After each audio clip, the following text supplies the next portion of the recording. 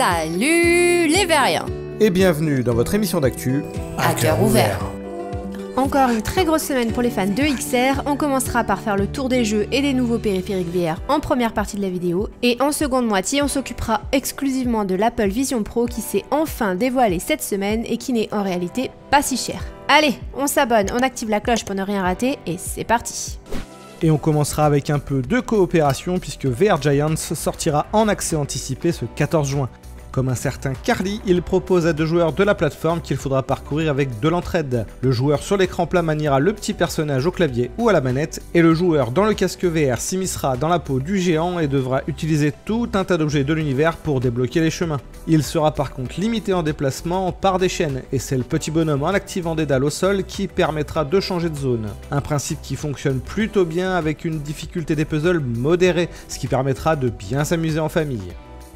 Pour bien s'amuser entre amis, c'est Escape Simulator VR qui sera disponible en solo et en coopération en ligne et pouvant accueillir jusqu'à 8 joueurs. Il faudra ramasser et examiner tout ce que vous trouvez, casser des objets, circonvenir des serrures et déchiffrer des énigmes pour vous échapper. Après avoir terminé le jeu principal, vous pourrez gratuitement explorer le contenu de 3000 pièces construites par la communauté. Le jeu est censé inclure tous les types de déplacements VR dont la téléportation. Vous pourrez y jouer à la manette ou en room scale. Et comme il s'agit d'une version VR du jeu sortie en 2021, le studio promet également une coopération multiplateforme. Escape Simulator VR sera disponible sur SteamVR et sur Quest 2 et 3 bientôt, selon le studio.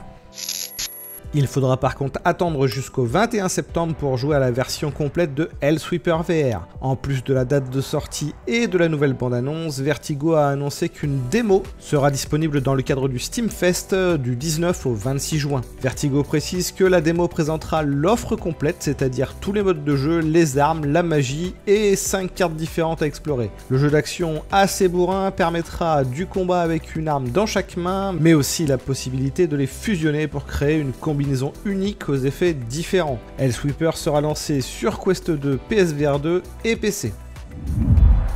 Et côté Quest et PC, c'est Virtual Desktop qui propose une mise à jour majeure. L'update 1.27.1 permettra d'augmenter drastiquement le débit à 400 Mbps par seconde en H264+. À titre de comparaison, la fonction AirLink est limitée à 200 Mbps par défaut. D'autre part, vous pourrez désormais activer une option de codec 10 bits pour une meilleure qualité d'image si vous avez une carte graphique Nvidia. Et le passage de Virtual Desktop à OpenXR vous permet d'utiliser pour la première fois la fonction Pass-Through avec les casque Quest. En parlant de Quest d'ailleurs, on a eu quelques rumeurs sur le tracking du Quest 3 qui ne serait pas au top lié à l'absence de caméra sur les contrôleurs. Mais, d'après l'ingénieur méta Misha Davidov, les manettes ont bien réussi le test de Beat Saber en Expert+, donc il n'y a pas d'inquiétude à avoir sur ce sujet. Au sujet du casque Somnium VR1, il y a des changements et surtout des améliorations. Avec un lancement prévu dans le courant de l'année, ce casque modulaire, prévu pour être autonome, sera finalement uniquement utilisable avec un PC avec des balises Lighthouse. Et par contre, un module sans fil devrait voir le jour un peu après sa sortie. Finalement, le casque proposera dorénavant deux écrans QLED de 2880 pixels par œil à 120 Hz, ce qui permettra, comme pour le Pimax Crystal, d'avoir du 35 pixels par degré au niveau visuel. Le tout sera proposé sur un fauve de 125 degrés horizontal et 100 degrés vertical, ce qui est au-dessus de la moyenne également. Vous pourrez ajouter en option de l'eye tracking, des caméras pour le pass-through si nécessaire, un capteur de profondeur LiDAR ou encore du hand tracking. Le prix sera bien évidemment modulaire également, mais on n'a pas encore de détails pour le moment.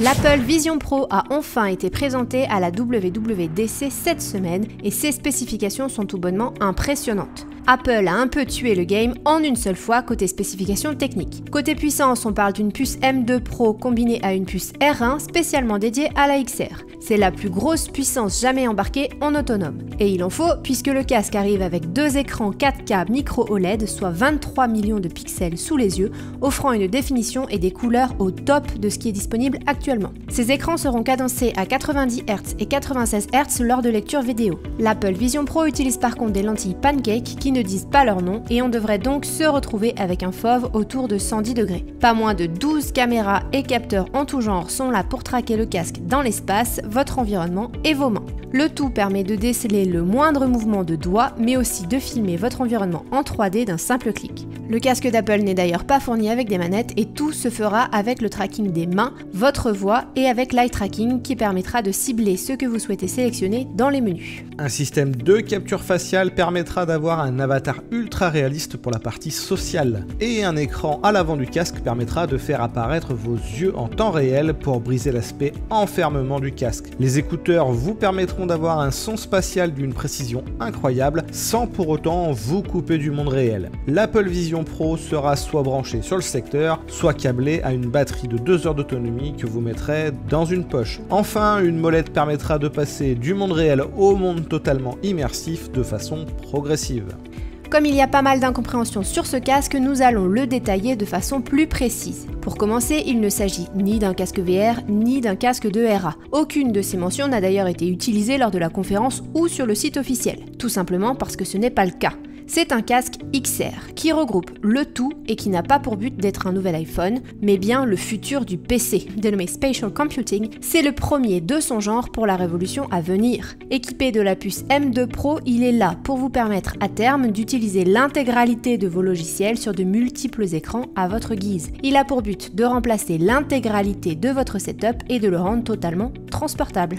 Une fois que l'on a véritablement compris le concept et son utilité, on peut donc tout à fait relativiser son prix de 3500 $ qui a choqué au premier abord. Avec un MacBook Air à 1500 balles, plus 2 écrans ultra-wide supplémentaires, plus un casque ultra haut de gamme comme un futur Quest Pro 2 à 1500 balles, on a une somme finalement pas si élevée que ça, puisque finalement l'Apple Vision Pro vous propose tout ça en tout en un. Fini l'armée d'écrans sur un pan de mur pour faire du trading, du montage vidéo et tout type de boulot ayant besoin de 2 ou 3 écrans. Tout se résume à un casque XR qui se range dans le placard et votre setup pourra venir de partout avec vous. Vous aurez donc toujours vos conditions de travail optimales, ce qui évite bien des erreurs. C'est un peu le gap Black Mirror Minority Report qui commence à être franchi. En tout cas, Apple vient de définir ici le PC des 30 prochaines années. Côté applicatif, Apple arrive avec un tout nouveau store dédié à son casque. Vous y retrouverez tous les classiques comme les navigateurs, la lecture de photos et vidéos avec Apple TV ou encore les conversations vidéo avec FaceTime, et ce store spatial s'étoffera bien évidemment au fil du temps. Vous pourrez d'ailleurs appairer en Bluetooth un clavier et un trackpad si vous ne souhaitez pas utiliser le tracking des mains pour écrire. En attendant le portage de certains programmes en applicatif spatial, vous pouvez bien évidemment passer votre Mac en sans fil dans le casque, ou encore utiliser toutes les applications du store iPhone et iPad en 2D sur écran géant. Apple semble s'ouvrir au jeu de façon générale en apportant des outils pour simplifier les portages avec par exemple un No Man's Sky sur Mac. Mais l'Apple Vision Pro n'a pas de manette spatiale, donc ne comptez pas trop sur cette option pour des jeux en VR pour le moment. Même si VR Chat sera disponible, ce casque XR est réservé aux professionnels, jusqu'en 2025 au moins, où sans doute une nouvelle version moins chère sera possiblement destinée au grand public. Pour autant, une centaine de jeux seront disponibles sur le casque, puisque vous pourrez y connecter une manette standard pour profiter d'écrans géants avec vos jeux 2D. D'autre part, la keynote du moteur de jeu Unity a bien laissé entendre qu'il sera possible d'utiliser des contrôleurs VR à terme. Nous les verrons sans doute arriver en guise d'accessoires par la suite. Alors, est-ce qu'on est conquis sur Daily VR? La réponse est oui. Autant que quand le Rift DK1 est arrivé sur le marché pour lancer la VR. L'avenir est en marche et Apple a placé la barre très haut. On est impatient d'avoir l'Apple Vision Pro sur le nez, tout comme on est impatient de voir où Valve va nous mener lorsqu'il va sortir son nouveau produit autonome capable de comprendre les actions effectuées par notre pensée. Et oui, nombreux sont ceux qui ont pronostiqué la mort de la VR, mais ce n'était en réalité que le début d'un très long voyage. Allez, il est l'heure de la question. Comme chaque semaine, on retient une question dans les commentaires pour l'émission suivante, et cette fois c'est Antinos Stranil qui demande s'il vaut mieux prendre un Quest 3 ou un Quest Pro. Dans l'absolu, si tu n'as pas d'utilisation professionnelle du Quest Pro ou si tu n'as pas un besoin de capture faciale pour les applications sociales, il vaut a priori mieux attendre un Quest 3. L'eye tracking ne servira qu'au rendu fovéal qui ne fera quasiment rien gagner en termes de perf avec une telle résolution de base, et ça ne compensera pas nécessairement la puissance brute que va t'apporter le Quest 3 pour les jeux. Celui-ci sera d'ailleurs plus confortable, avec des écrans de meilleure définition, et le tout pour bien moins cher.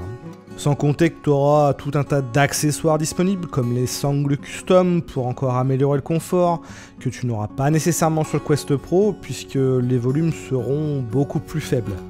Donc sauf mauvaise surprise lors de sa sortie, le Quest 3 paraît la meilleure option VR à l'avenir pour un gamer. Et voilà, c'est fini pour cette semaine, on espère que ça vous a plu. Si c'est le cas, n'oubliez pas de mettre un petit commentaire pour nous soutenir et on vous dit à la prochaine, ciao ciao.